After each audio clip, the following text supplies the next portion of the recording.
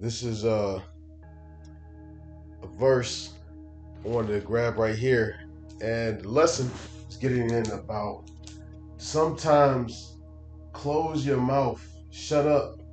Nobody has to know all your feelings, all your emotions, all your thoughts. Because the thing about that, your feelings and your thoughts, they change. What does the scripture say? Meddle not with him that is given unto change.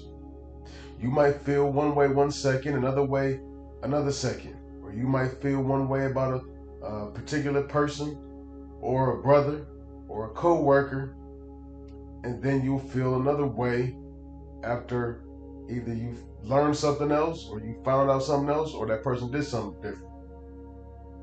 Let me be more specific because I'm just somewhat, all over the place. Let's say you have a problem with somebody, whether it's a co-worker, whether it's an associate, family member, brother in the truth, on the other side of the line, whatever. And let's say you have a problem with that person, and let's say the problem is so simple as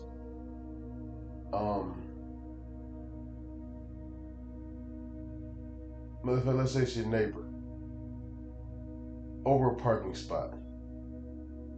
Say you live in an apartment, or this is my parking spot, it all belongs to me, such and such, why you in my parking spot, blah blah blah. Now, certain things can be reconciled, but now if you say whatever you want to say at that particular moment, how you feel, the ability to reconcile with that person you might miss that window.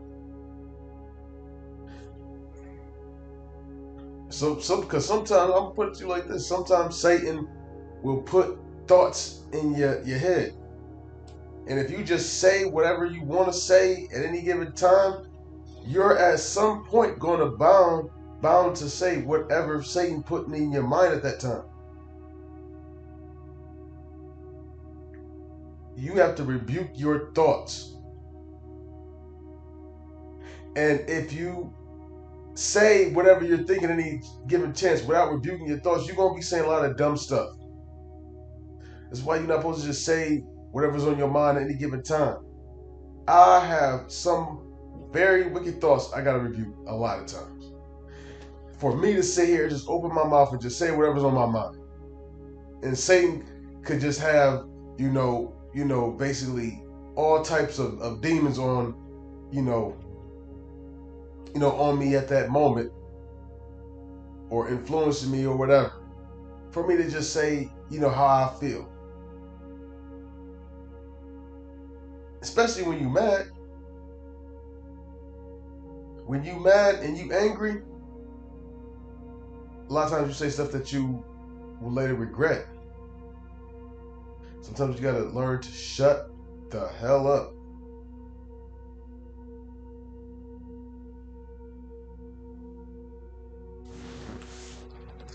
This is Proverbs 13 and verse 3. He that keepeth his mouth keepeth his life, but he that openeth wide his lips shall have destruction. Opening your mouth and talking about everything. I feel, man, that's actually an effeminate spirit. Women do that. They have no filter. They just say whatever they want to say at any given time. Call themselves keeping it real. You say whatever you have to say, whatever you feel. Sometimes you have to sit and meditate about stuff before you even open your mouth. Especially when it comes to judgment.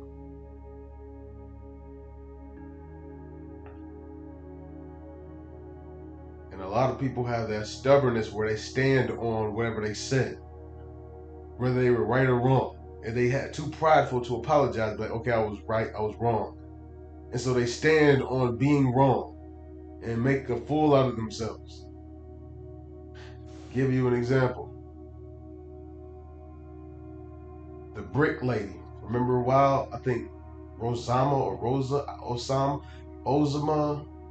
Rhonda, something. But she was a brick lady.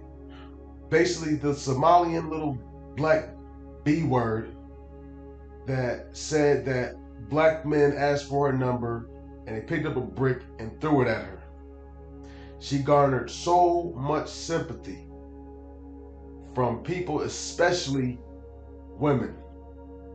They all felt sorry for her, and that was their opportunity to vent on the big black boogeyman, and everybody say, yeah, that's why women, we be afraid to give men our numbers, and we don't like to be approached, and black men are this and that. And oh, it was just a field day for everybody to trauma bond. Then it came out that what happened? She made that shit up. So here it is, you opened your mouth, said all of this stuff about black men and had sympathy for her. Some people even opened up their bank account and sent her money on Cash App. Had sympathy for her. Come to find out that she's lying, and everybody just shut up.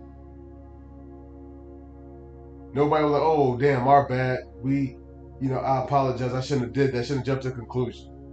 Nope. Some people actually still stood on that. But they were wrong. And sometimes you gotta know when to hold your mouth and reserve judgment, because facts might come out later. Facts don't always come out at, right then and there. There's multiple sides to a story. You gotta be able to sit there and hear all of them. Just to be so emotional, because that's what the media does. They play on people's emotions. They know that you're emotional, and you hear an allegation about somebody and you're emotionally, and oh, I can't believe such and such.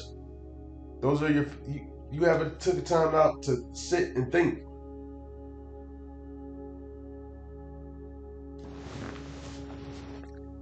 Man, you have to know when to shut your mouth. There's been times where I want to, say something to some of my coworkers, and I gotta be like, if I said what I wanted to say right now, your feelings will get very, very hurt. Sometimes the stuff I be thinking about saying is true, but you gotta still learn how to season your words with salt, and it sometimes take time to do that. You can't always respond immediately to everything. These knee-jerk reactions. It's a very, very effeminate vibration to do that. To just talk and just not have no filter. Because the ones that be doing that, those would be the main ones that won't admit when they're wrong. And just nag and complain.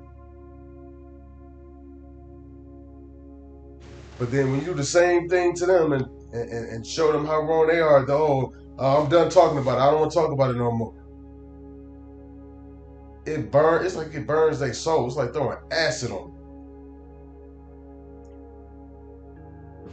Oh, I think it's the next chapter. 15. Proverbs. Yep, Proverbs 15:28. The heart of the righteous studieth to answer, but the mouth of the wicked pour out evil things. The heart of the righteous studieth to answer. I remember my favorite TV show growing up was Teenage Mutant Ninja Turtles, and Master Splinter, very few words, but he spoke at the right time, and he had very, very wise words to the turtles. Because he studied to answer. I know they're struggling with this. There's going to come a time where they're going to need guidance. I need to put forth either an allegory or a statement that I know that will be able to grasp their attention. You don't just go off of your feelings and emotions all the time. We're men. We operate off of logic. I'm not saying that we don't have emotions and we don't supposed to feel emotions. I mean, I'm not saying we're supposed to be stoic or anything, but we are emotional. I mean, we're logical. So you got to use wisdom and know when to keep your mouth shut. You get pulled over by some cops, you might want to be like, "Fuck you, you fucking stupid ass devil." You can't. That's how you feel. You gotta shut your mouth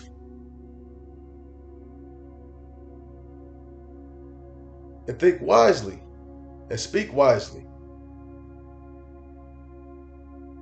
And on that note, I hope this lesson has been edifying. I want to give all praise and glory unto Yahweh, Bashem Yahushai, Bashem Akakwadash. Double honors to the elders of GMS well. Peace, salutations, and shalom.